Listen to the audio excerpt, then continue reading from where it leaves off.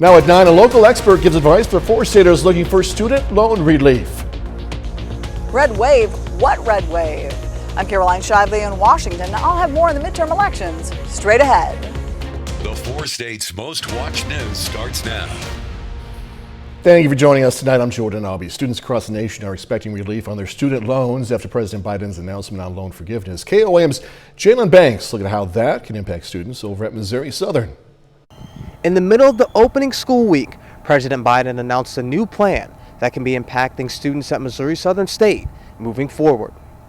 Last week, President Biden announced the student debt reduction plan that would allow people that make less than $125,000 eligible for $10,000 in student loan relief. Students on Pell Grant would be eligible for additional $10,000. Well, it certainly gives our students an opportunity to reduce the amount of debt that they have, maybe accumulated this far, or even former students that are struggling with how they're going to make repayment in the long term in their life.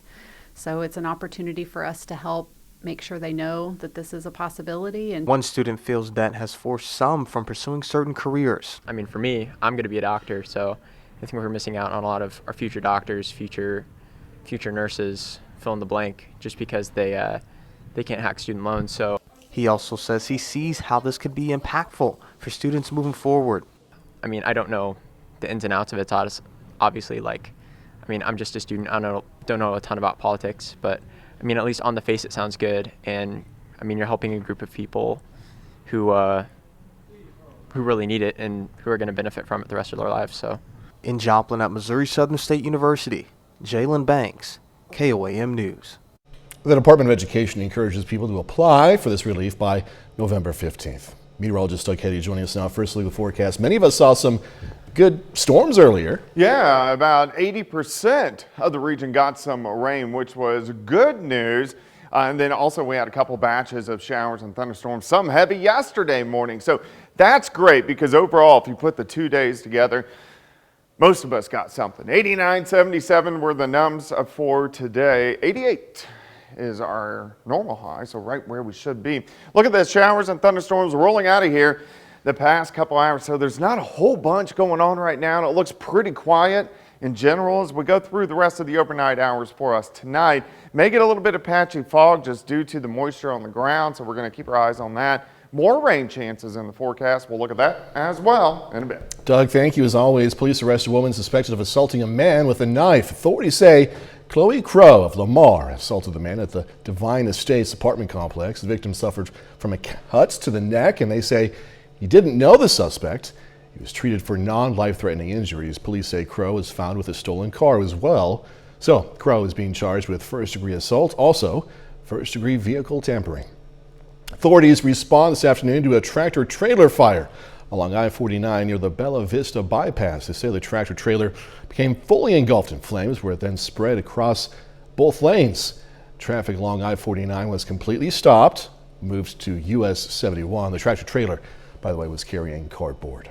Nevada's Senior Behavioral Health Center has reopened after 2 years of being closed. The center is one of a few senior psychiatric centers in the state of Missouri. Workers there say with 8 new beds and cameras, they're ready to keep safety the #1 priority. They specialize in patients 55 and older. It's a tempo of care that I personally enjoy, and I know other staff here does as well, but just being able to provide psychiatric care for that population has always been something that I've believed in. There's a need for, and so we're trying to extend that care for those patients. The center is going to start taking patients September 1st. Democrats seem to have the momentum going into the November election. Top Republicans, though, are shying away from using the term red wave. With control of Congress hanging in the balance, the script seems to have suddenly flipped. Fox News correspondent Caroline Shively has more from Washington. We got a lot of work to do. 10 weeks away from the midterm elections, and it looks like the predicted red wave could be crashing. For months, pundits and politicos have been predicting the House and Senate will flip from Democrat to GOP control by big margins. Late last year, GOP chairwoman Ronna McDaniel was part of the crowd predicting a red wave. But now, I've been saying forever, we don't like the phrase red wave. We have to earn every single seat in the House and the Senate to take it back. After spending months running away from President Biden and his continuing low poll numbers, some Democrats are now running towards him.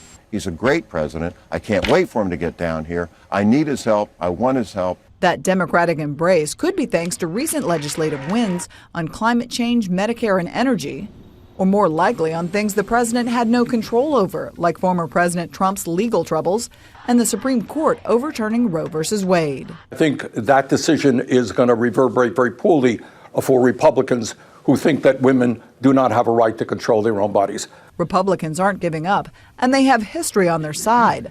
The party out of the White House has gained seats in the House in 36 of the last 39 midterm elections. We got to go talk to the American people about what's at stake in this election. President Biden just announced he'll spend Labor Day campaigning in Wisconsin and Pennsylvania, two must-win states for both parties. In Washington, Caroline Shively, Fox News. A new survey from the Department of Energy says a number of factors, including the war in Ukraine, causing fuel supplies to be lower than normal across the U.S. The agency says the situation is most noticeable over in the Northeast, where diesel and heating oil, their inventories are more than 50% below the recent average. That's raising concerns, though. A severe weather event could cause supply disruptions.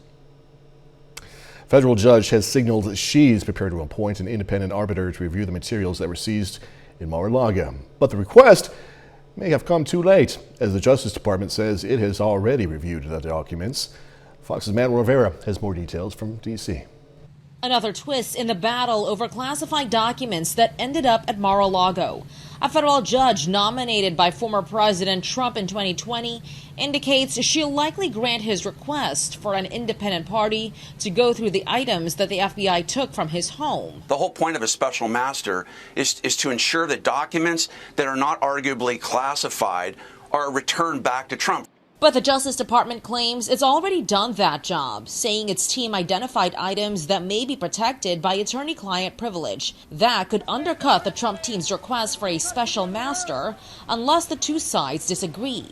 We're not in a position where we can really have a lot of faith in that. We still need judicial intervention. This should have been a motion that the Trump team filed the day after the raid. The DOJ clearly made fast work of this. While that plays out, intelligence officials are busy assessing the national security risks that came with storing top-secret documents in Mar-a-Lago. A worst-case scenario, there could be several, but one that comes readily to mind, of course, which others have spoken to, is the potential identity of a human asset that we've recruited in a foreign country. The Director of National Intelligence is expected to brief top lawmakers about the agency's assessment. The White House says it's not involved in the review and has not been briefed. In Washington, Manuel Rivera, Fox News. KOAM News at 9 on Fox 14 takes this time to honor another four-state hero. Eugene Percy served in the U.S. Army from 1942 to 45. Native of Iola, Kansas, Percy received several awards, including Purple Heart. We are proud to thank and salute Eugene Percy. He's tonight's four-state hero. Doug Heddy's next with a complete look at the forecast, and later, a pair of Riverton volleyball players closing in on big career milestones. Going to have the story and sports.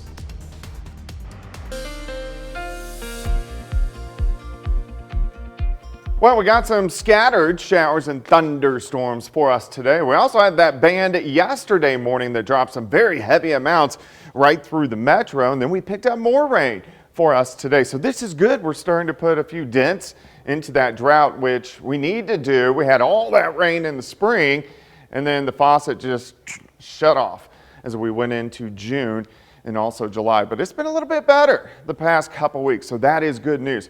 All right, rainfall today kind of skirted around the airport in Joplin, so only 2/100ths of an inch, but you got it at the airport yesterday. For the month, almost 5 inches. That's above average. We are above average on rainfall for the month of August. We're above average for the year. We just had that 2.5-month gap that we couldn't get anything outside. Look at the showers, thunderstorms earlier today, mainly along and north of I-44 and then south of I-44 as we work through the evening hours. Some of these storms were actually a little bit stronger. We had a couple low-grade severe thunderstorm warnings. Most of these were just good old storms, and most of these have pushed out of here, so we look pretty good. But look at our rainfall amount. So I'm going back to Sunday morning, last 48 hours. Look at these pockets. So when you see yellow, you're at 3 inches. So we have pockets of 3, 4, 5. You can see 2 to 3 in Jasper, a little pocket south of Pittsburgh of about 4. So we do have some really good pockets, but across the entire region, everybody at least got something over the past 48 hours, which we needed. Temperatures right now, we're sitting mainly into the low to mid 70s. We'll drop back, of course, as we go through the evening hours. 71, pretty much calm winds. Humidity is up there, 93%. With the moisture on the ground, most likely we're going to get some patchy fog tonight. So be careful if you are going to be out there. But I really think most of the rain is pretty much out of here. We have a big dome of high pressure to our west, so these little waves kind of rotate around it. We're going to get another one late in the week, and then as we head into the holiday weekend. All right, let's go through time tonight. Kind of in and out of the clouds. Can't rule out an isolated shower trying to pop up late tonight into tomorrow morning. Most of you will be dry. We warm up, a little bit more sunshine throughout the day. Mid-80s by noon. Most of us will top out 90 to about 92 degrees. Tomorrow night, we'll stop it at about 6 o'clock in the morning on Wednesday. Look at this, temps near 60, and then Wednesday afternoon. Looks pretty good. We're going to heat back up into the lower 90s for afternoon highs. Here's your day planner. Starting at 68, 86 by noon, 91 by 5, high temp of 92, so a couple notches hotter than what we did see today. 91 on Wednesday, 94 on Thursday. We hold near 90 or into lower 90s as we go into the holiday weekend. We do have some rain chances Friday and Saturday, but as of right now, Sunday and Labor Day itself are looking pretty good. We really needed that rain, didn't we? Oh, man. Yeah, my grass sprouted right up on me. Yeah. All right, we'll see a little bit. Thanks so much, Joe. Coming up, flooding in the Magnolia State. Mississippi declaring a state of emergency as it prepares for another round of catastrophic flooding. I'm Robert Ray with Fox Weather. Details coming right up. Governor of Mississippi declaring a state of emergency as severe flooding batters the city of Jackson. Fox Weather correspondent Robert Gray has the latest. The whole town is almost flooded. This is ridiculous. Mississippi fields, businesses, and homes submerged following flooding from the Pearl River. Governor Tate Reeves declaring a state of emergency. We're going to see the river rise all the way from Jackson all the way down to the Gulf of Mexico. We'll see this event continue through probably the rest of this week. Officials say up to 150 homes in the Jackson area could be impacted. The Mississippi Emergency Management Agency says the Pearl River was predicted to crest at 35.5 feet. The agency said that would be just shy of the major flood stage level of 36 feet. A large number of the people that are likely to get water in their homes have evacuated. We have 2 shelters open. Some local residents say the flooding is not as bad as what they've experienced in the past, and they are hopeful they can ride this out. The skies have been cleared for the past couple of days, so that's a good thing as well. But like I said, we're getting through this. We are resilient. Meanwhile, in eastern Kentucky, students are heading back to school a month after historic flooding destroyed parts of the state. We have a lot of kids that, we're going to be picking up in shelters. And not far from one of the elementary schools, you see this business in destruction, as so many places are. Nonetheless, students and teachers happy to get back to school and find some normalcy. In Lost Creek, Kentucky, Robert Ray, Fox Weather. Normalcy, piggybacking on what we just heard, still ahead, a new normal in schools. Counteracting the pandemic's effect on teachers and students continues. I'm Jackie Ibanez with a look at the unique ways your child's teacher could be helping them de-stress this school year. That's all straight ahead. Paid sick leave could be linked to a longer life. That's the finding of researchers at Syracuse University. Their study shows laws requiring employers to provide paid sick leave reduce deaths from suicide and homicide among working-age men and homicide and alcohol-related causes among women. Here's something I didn't know. U.S. is one of only a few developed countries with no national paid sick leave policy.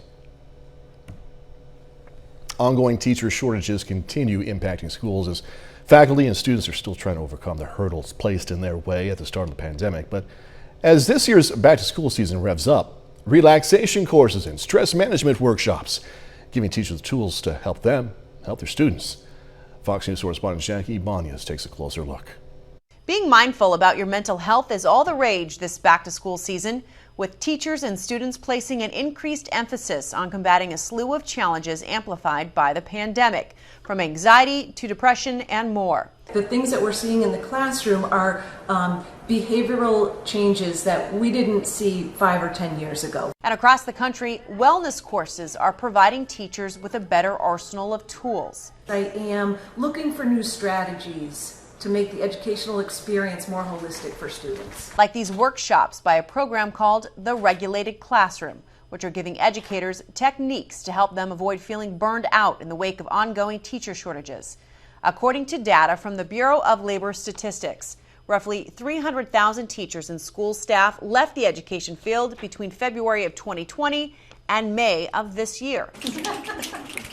And while it can look silly to clap hands and do breathing exercises, many teachers say the tips are not only helping them, but giving them new ways to help their students this fall. It can train your brain to think differently, and I think we all need that. Meanwhile, education officials are also keeping a watchful eye on high school seniors and incoming college freshmen. We are seeing students extremely excited to arrive on campus, but then quickly find themselves unsure, confused, and frustrated. Academic experts say the pandemic has caused a massive shift in student behavior surrounding higher education, prompting a growing number of students to continue delaying enrollment decisions or deferring college and going directly into the workforce. Jackie Ibanez, Fox News.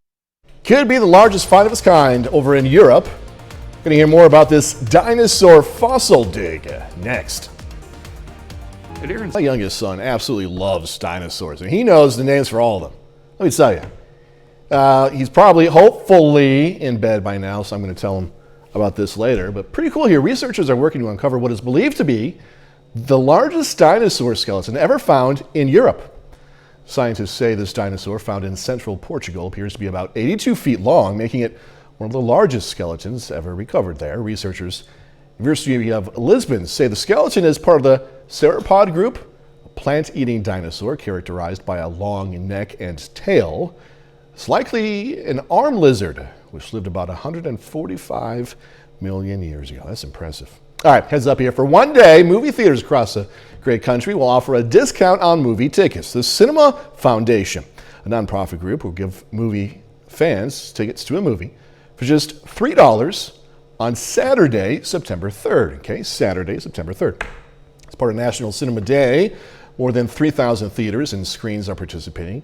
Places like AMC, Regal, and some non-franchise theaters as well. The one-day event could become a regular one.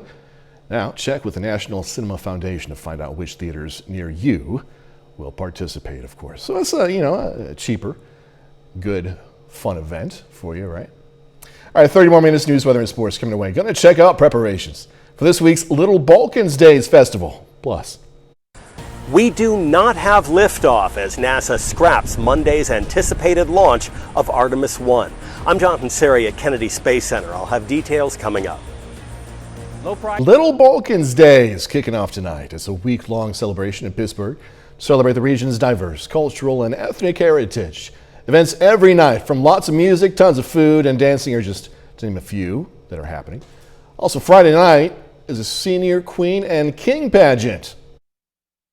Tuesday night, tomorrow night, the 30th, will be embroidery school by the Quilt Guild, so you can learn how to embroider by hand.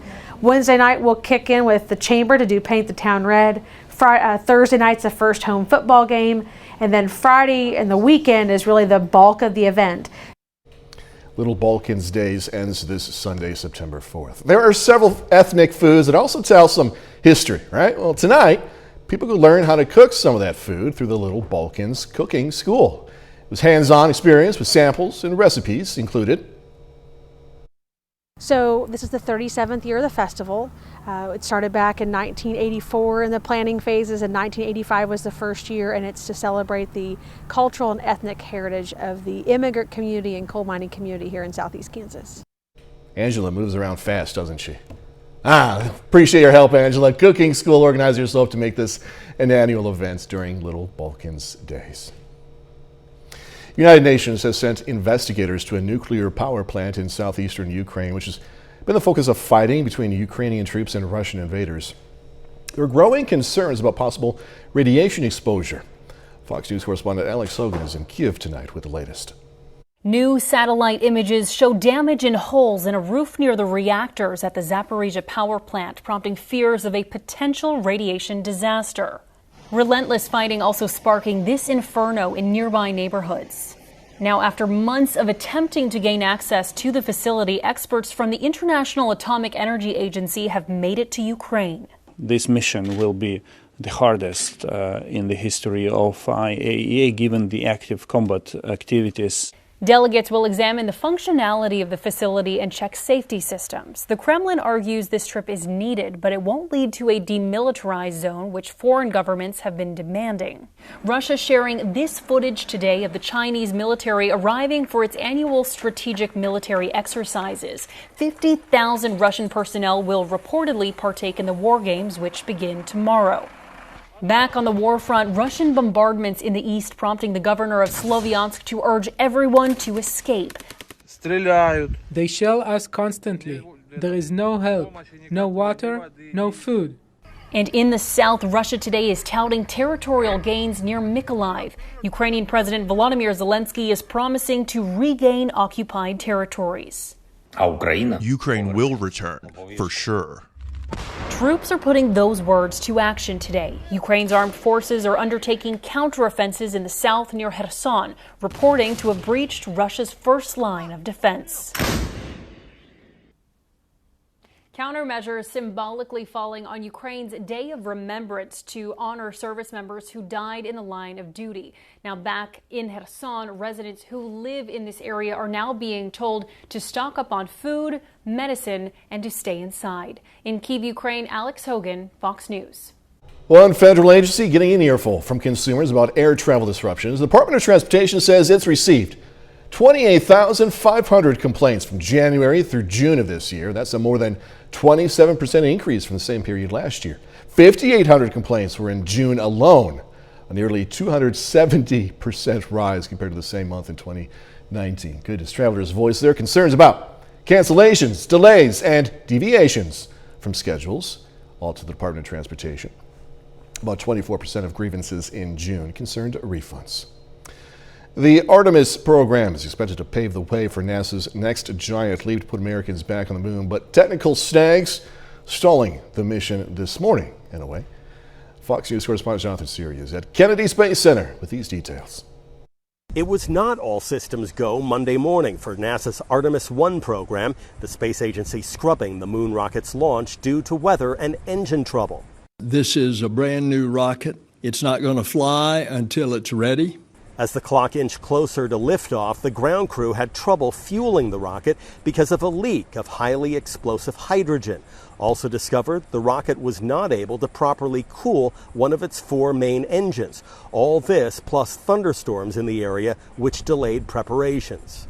We're going to give the team time to rest, first of all, and then come back fresh tomorrow and reassess what we learned today. Artemis 1 is poised to shuttle America into the next generation of space exploration. The 322-foot-tall spacecraft, consisting of the Space Launch System rocket and Orion crew capsule, remains on the launch pad at NASA's Kennedy Space Center in Florida. When it happens, the 6-week mission will send the unmanned craft on a test flight around the moon and back, putting the most powerful rocket ever built by NASA through rigorous stress tests in preparation for future lunar landings. The whole reason for this test flight, to stress it and to test it, to make sure it's as safe as possible. Even with no one on board, thousands gathered to witness history, including Vice President Kamala Harris. Innovation requires this kind of moment where you test out something that's never been done and then you regroup. NASA's next attempt at liftoff is scheduled for Friday at the earliest at Kennedy Space Center in Florida. Jonathan Siri, Fox News. Okay, so a bit later, go with me on this, okay? When science and technology, and only when science and technology, nothing else is going on, promise. Makes things kind of weird, kind of scary, kind of cool. A unique program powered by artificial intelligence is letting people talk to their deceased loved ones. I'm Jackie Ibanez. That's straight ahead.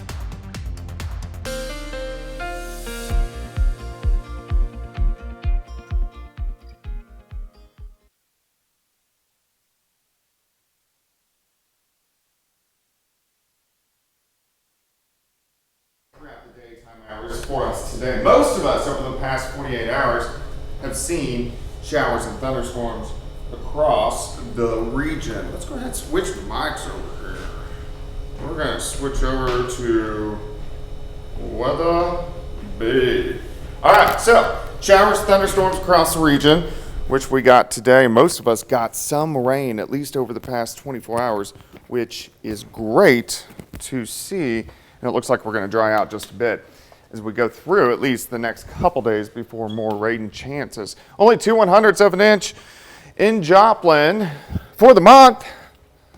We're almost 5 inches, which is pretty good. We're actually above average where we should be for this time of the year, for the month and for the year. We just had that long stretch of nothing that occurred during June and also July. Look at the rain earlier today along north of I-44 and then again south of I-44. Most of this is gone now, so we're fairly quiet as we get into the overnight hours tonight, where you see the greens, yellows, oranges showing us 1, 2, 3, upwards to 4 inches of rain in spots, which of course we did need. Temperatures now are mainly sitting into lower 70s, but the humidity is kind of high with calm winds. Most likely that's going to give us a little bit of patchy fog later on tonight, but any showers and thunderstorms pretty much out of here. We're dominated by a big dome of high pressure, and we got this weak little wave that rotated around it. We'll get another one trying to work in later on this weekend to the weekend. All right, let's go hour by hour. Stop at 3 o'clock in the morning. Can't rule out a random shower. Late tonight, most of you are going to be dry. 6 a.m., upper 60s to near 70. Quick warm up, mid 80s by noon. High temps, I think in that kind of 90 to 92 degree range. We should have plenty of sunshine. As we go through the evening, we drop back through the 70s, 60s. In fact, tomorrow night, all the way down to about 59 or 60. So here's 6 a.m. Wednesday morning. Wednesday afternoon looks pretty good. We're going to warm up right around 92 to 93 degrees once again. So the next couple days pretty quiet. A little bit of patchy fog to start. 86 by noon, 91 by 5. High temp right around 92 by the time we head into the afternoon hours. 92 tomorrow, 91 on Wednesday, 68 for Thursday morning, 94 for a high on Thursday, 95 by Friday. We are going to get some scattered thunderstorms back in here as we head into the beginning of the holiday weekend, but I think the bulk of the holiday weekend looks pretty good, which most people want for the unofficial end of summertime. Yeah, and we were talking about rain earlier. We need a lot more rain. Oh, yeah, we do. Yeah. Thanks, Doug. As always, appreciate it. U.S. Open started today, as many of us know. But before the pros took center stage, kids with autism hit the courts. Fox's Christine Russo looks at how the program did more than just help them with those serves. Racket skills, volleys, and fist bumps. That's how the day goes with Acing Autism, Good job, guys. a nonprofit organization that helps kids with autism learn how to play tennis. I like when I'm able to hit the ball and I hit it back again, and if I keep cutting the ball and hitting it back a lot of times, it's very satisfying. The clinic specifically tailored to the kids' needs, many of whom haven't had much tennis experience. It was brand new. It was brand new for me. Middle schooler Thaddeus has been in the program since 2017 when he was just 6 years old. His confidence has definitely increased. Also working on his upper body and lower body strength, which is sometimes can be difficult with kids with autism. Well, for the first time since before the pandemic, kids are back in person. They're not only working on their tennis skills, but improving their confidence on and off the court. Little bounce, little hit. Trained volunteers and program directors keeping things running smoothly on the court, making sure to address each student's particular skill set. Wow, Lillian, wow. There's a saying, when you meet one person with autism, you've met one person with autism. So I was trained as a parent, right on the job. The clinic uses a visual schedule curriculum developed by parents and therapists. The purpose is to show the kids exactly what's coming next. And that's very important for these students. They'd like to know what comes next. The importance of having a play-based program is just fundamental to a child's development. Program creator Richard Sperling says the program tackles a multitude of skills these kids need, like social interactions, hand-eye coordination, and is also just plain fun. We love tennis!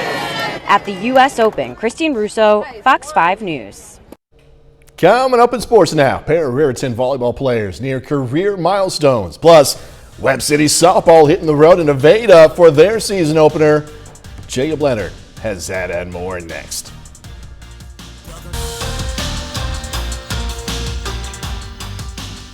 Today is the opening day of the season for Webb City softball. The Cards hit the road to Nevada this afternoon, taking on the Tigers in game number 1. And Nevada has already played 4 games this season, coming into the night with a 2-2 record. Second inning, Kylie Sargent for Webb City.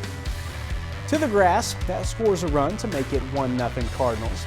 Sticking around in the second, Liz Rooms. Bases loaded, 1 hops the wall out and left, 2 score on that. Webb City takes a 3-0 lead. Here comes Nevada. It's 3-1, Kirsten Buck through the left side. That scores a run, and the Tigers are within 1. And in the 4th, they would tie the game up. Caden Blake bunts to the pitcher. Great slide from Kara Phillips. We are tied at 3. Ella Hethman, nice night for Nevada. Here, base hit to left, scores a run. Then Hethman would slam the door in the 6th inning. Takes this one out to left for the solo home run. Nevada gets it done over Webb City, 11-8 the final. Well, this week is game week for Riverton High School volleyball. The Rams will be in action for the first time on Thursday night, playing in Erie. Riverton heads into the season aiming for their 3rd consecutive trip to the 3A state tournament. In addition to that, got a couple girls closing in on some big-time career milestones. Senior Morgan Compton has a chance to pass 2,000 career assists this fall, while J.C. Thomason will likely top 2,000 career kills in a Riverton uniform. I couldn't have done anything without my team. I mean, they are my rock, they are my solid support system. They've been there at the lowest of my moments and the highest of my moments. And Morgan has been nothing but my best friend, and without her, I wouldn't be where I am, and without the rest of my team, I wouldn't be where I am. Without a good set and without a good pass, you can't get a kill. Freshman year, I wasn't really thinking about that because I was used as a passer. But yeah, it's becoming more important as the years come on. My younger self will definitely be proud of myself right now. And I don't know, it's pretty cool. Because my sisters all made great accomplishments, so it's pretty cool for me to do that too. More volleyball news. Missouri Southern senior and former Pittsburgh Purple Dragon Abby Casper earns MIAA recognition today. Casper's been named the league's Defensive Athlete of the Week. On 4 games, Casper averaged 4.7 digs per set. Also had 5 aces and a .989 return percentage. She helped the Lions go 3-1 at the Southern Invite last weekend. They'll be back in action this Friday in Denton, Texas. The St. Louis Cardinals have opened up a 6-game lead in the NL Central. The Cardinals are 74-54 overall and have won 12 of their last 15 games. And tonight, they're on the road for Game 1 of a 3-game series against division rival Cincinnati. The first pitch in this one was delayed for more than 2 hours by rain, and they're currently in another rain delay. The Cards are up 12-4 though in the bottom of the 6th. Albert Pujols is 2 for 3 with a solo home run, his 694th career home run. And that's it for sports. We're back with more news after this. All right, this is one of those stories that's weird and cool at the same time. Losing a loved one is never easy. But a unique program powered by artificial intelligence is giving us a chance to reconnect with our departed loved ones, from saying one last goodbye to asking them what it was like growing up. Much more. Fox News correspondent Jackie Bonds joins us again, and Jackie has the latest. Imagine having a conversation with your loved ones after they've passed away. Well, now you can. How did becoming a grandparent change you? It brought immense joy into my life. But instead of going through a psychic medium, people are getting a helping hand from artificial intelligence. This is the authentic you. This is the video that you created, and now you're making that accessible by means of conversation for the future. Stephen Smith is the founder and CEO of StoryFile, a program using state-of-the-art AI technology to help people connect with their relatives and friends even after they've departed. 100 years from now, and you're the great-great-great-grandparent of this person who wants to know who you are. StoryFile lets anyone digitally record their answers to dozens of questions, which are then loaded into the program. Artificial intelligence does the rest. searching the archive of answers and playing the correct response when asked a question. What was your hometown like? It's so small compared to the bustling place of England. Smith had his own mother complete a story file session before her passing back in June and maintains the AI software never falsifies a person's responses. We do use artificial intelligence, but it's not for creating new content or putting words into your mouth. Meanwhile, StoryFile can also be used for the living. Officials say the original idea was to let people learn more about historical figures' real-life stories, including those of 9/11 survivors. Jackie Ibanez, Fox News. All right, I don't know what you thought about that one. Coming up, going to preview the entertainment coming your way this week right here on Fox 14. The special 2-hour episode of Master Chef includes a double elimination this week. Here's Fox's Ashley Vork with a look at this and the rest of what's coming up on Fox TV. The greatest karaoke night ever. Monday starts with $1 Million Music Monday and an episode of Don't Forget the Lyrics with a high school teacher and mom from Las Vegas belting out their best for big bucks. Beat Shazam! That's followed by a Best Friends Beat Shazam with 3 teams of besties testing their musical knowledge for $1 million. Tuesday kicks off with a replay of the season 17 So You Think You Can Dance finale. I'm just kidnapping my ex-fiancé from a festive China Christmas movie, that's all. Then it's Fantasy Island with an encore of the series' holiday special, Welcome to the Snow Globe. This is going to be a mess. Wednesday, it's a special 2-hour episode of Master Chef Back to Win with the top 8 paired and a challenge of communicating on opposite sides of a wall to create identical dishes. 2 home cooks will be eliminated, and the top 6 then take over Chef Wolfgang Puck's kitchen at Spago in LA. Wow, touchdown! Thursday, Fox Sports takes over, kicking off Fox College Football Live with Penn State at Purdue. It's also Fox Sports Friday, when WWE Friday Night SmackDown gets in the ring. In New York, Ashley Dvorkin, Fox News. We were just talking, I love this time of year. You have baseball, MLB, college football, NFL. It's a good time to be a sports fan, right? That's our time for tonight. Thanks so much for joining us. Going to leave you with video tonight of some behind-the-scenes action in our production department. Have a great, safe rest of the night.